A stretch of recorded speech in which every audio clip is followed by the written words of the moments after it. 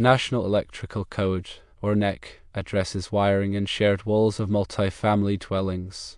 NEC Section 300.22c states that in multi-family dwellings, cables and raceways shall be installed to prevent the possible spread of fire from one dwelling unit to another dwelling unit through concealed hollow spaces of walls, partitions, and ceilings.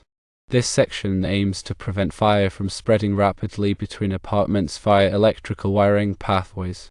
Furthermore, NEC Section 334.15 addresses the physical protection of cables. It states that in walls, partitions, and ceilings, where studs, joists, or rafters are spaced more than 2 feet or 610 millimeters on center, all cables shall be protected from physical damage by metal raceways, rigid non-metallic raceways, electrical metallic tubing, or Schedule 80 polyvinyl chloride conduit. This section focuses on protecting cables from physical damage, especially in situations where the framing members are widely spaced. South Carolina has adopted the NEC as its electrical code. Therefore, the requirements for conduit in shared walls in South Carolina are the same as those in the NEC. County codes may have additional or more stringent requirements than the state code, but they cannot conflict with state or national codes. It is always advisable to check with the local county building department to determine if any additional requirements apply in a specific jurisdiction. Based on the NEC and the South Carolina Electrical Code, it is generally true that wiring in a wall shared by 2 apartments must be in conduit. This helps to prevent the spread of fire and to protect the cables from physical damage. The requirement for conduit or other approved raceways depends on the specific circumstances, such as the spacing of framing members and the need for fire protection. It is always best to consult the specific edition of the NEC adopted by your local jurisdiction, along with any local amendments, to ensure compliance with all applicable codes and regulations. Firstly, let's delve deeper into NEC Section 300.22c. This provision recognizes the inherent risk of fire spread in multi-family dwellings. The concealed spaces within walls, partitions, and ceilings can act as conduits for fire and smoke, potentially endangering occupants in multiple units. By requiring cables and raceways to be installed in a manner that inhibits fire spread, the code aims to contain a fire within its originating unit, giving occupants more time to escape and firefighters more time to respond. The approved methods for preventing fire spread typically involve the use of fire-rated materials and construction techniques. For example, fire-stopping materials may be used to seal penetrations in walls and ceilings where cables or raceways pass through. These materials are designed to expand when exposed to heat, creating a barrier that prevents the passage of flames and smoke. Secondly, let's consider NEC Section 334.15 in more detail.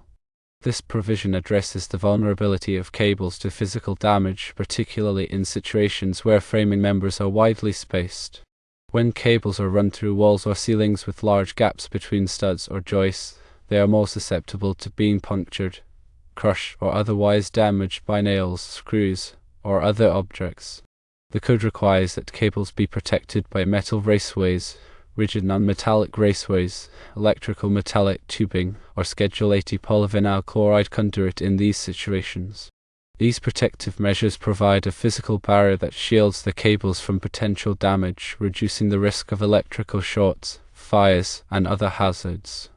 It is important to note that the type of raceway or conduit used must be appropriate for the specific application and environment. For example, metal raceways may be required in areas where cables are exposed to physical abuse or corrosive substances. Rigid non-metallic raceways may be suitable for underground installations or other damp locations. Electrical metallic tubing is a lightweight and versatile option that can be used in a variety of applications. Schedule 80 polyvinyl chloride conduit is a thicker and more durable type of polyvinyl chloride conduit that is suitable for use in areas where greater physical protection is required. Thirdly, it is essential to understand the relationship between the NEC state codes and county codes. The NEC is a comprehensive set of electrical safety standards that is developed and maintained by the National Fire Protection Association. While the NEC is not a law itself, it is widely adopted by states and municipalities as the basis for their electrical codes. When a state adopts the NEC, it typically adopts it with some modifications or amendments to reflect local conditions and priorities. County codes may further supplement a state code with additional requirements or restrictions. However, county codes cannot conflict with state or national codes.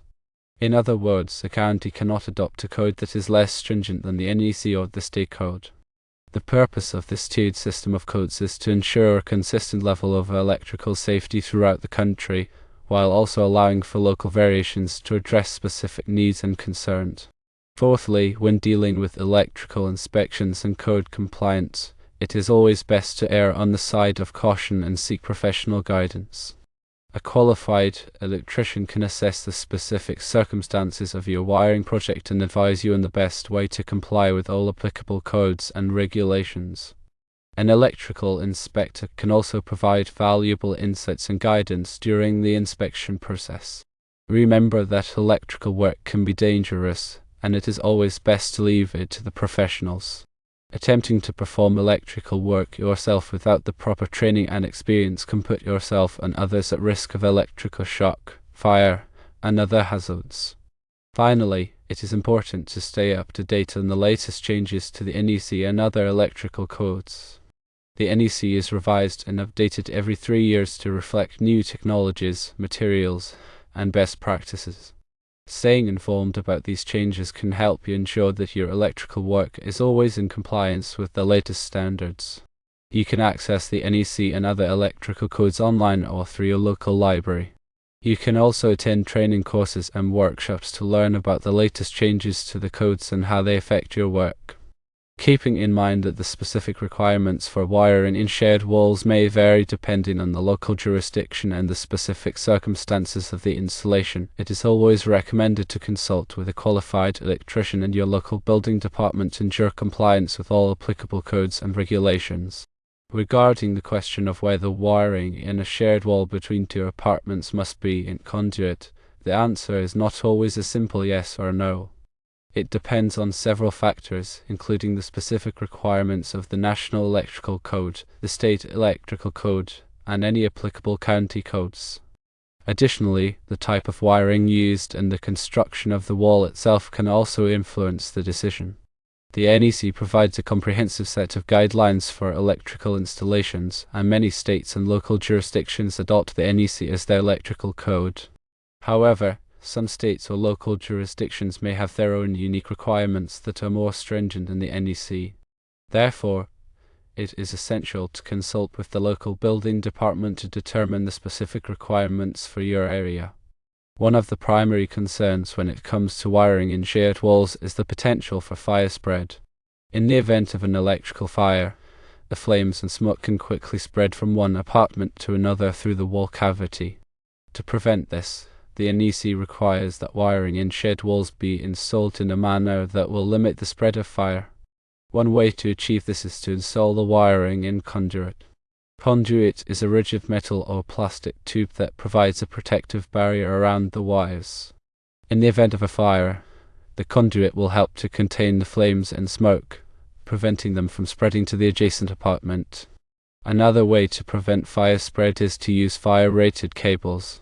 Fire-rated cables are designed to resist the effects of fire and heat, and they will not contribute to the spread of flames. These cables are typically more expensive than standard cables, but they can provide an added level of protection in shared walls. In addition to fire safety, another concern when it comes to wiring in shared walls is the potential for physical damage to the wires. Wires that are run through walls can be easily damaged by nails, screws, or other objects. To prevent this, the NEC requires that wiring in shared walls be protected from physical damage. One way to achieve this is to install the wiring in conduit. The conduit will provide a physical barrier that will protect the wires from damage. Another way to protect the wires is to use armored cable. Armored cable is a type of cable that is encased in a flexible metal sheath. The metal sheath will protect the wires from physical damage. The specific type of wiring required for shared walls will depend on the local codes and the construction of the wall itself. In some cases, conduit may be required, while in other cases, armored cable or fire-rated cables may be sufficient.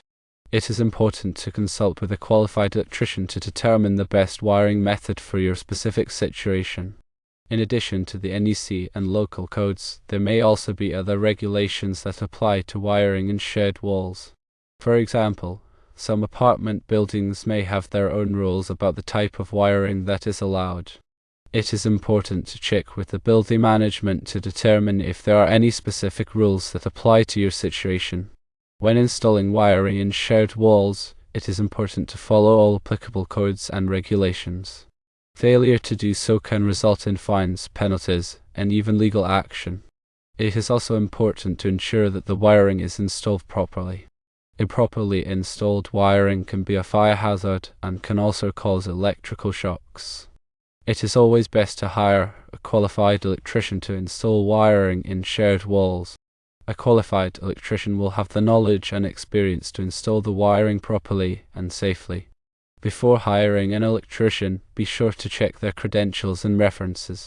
You should also ask for a written estimate of the cost of the work. In conclusion, the requirement for conduit in shared walls between apartments depends on the specific requirements of the National Electrical Code, the State Electrical Code, and any applicable county codes.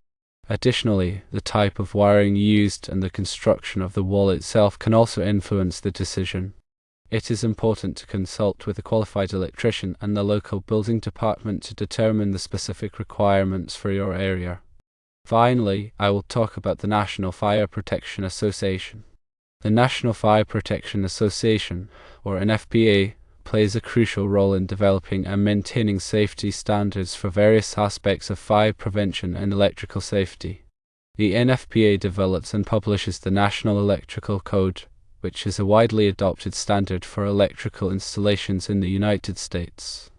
The NFPA's mission is to reduce the risk of fire and other hazards by providing codes and standards, research, training, and education. Its efforts help to protect people, property, and the environment from the dangers of fire and electrical hazards.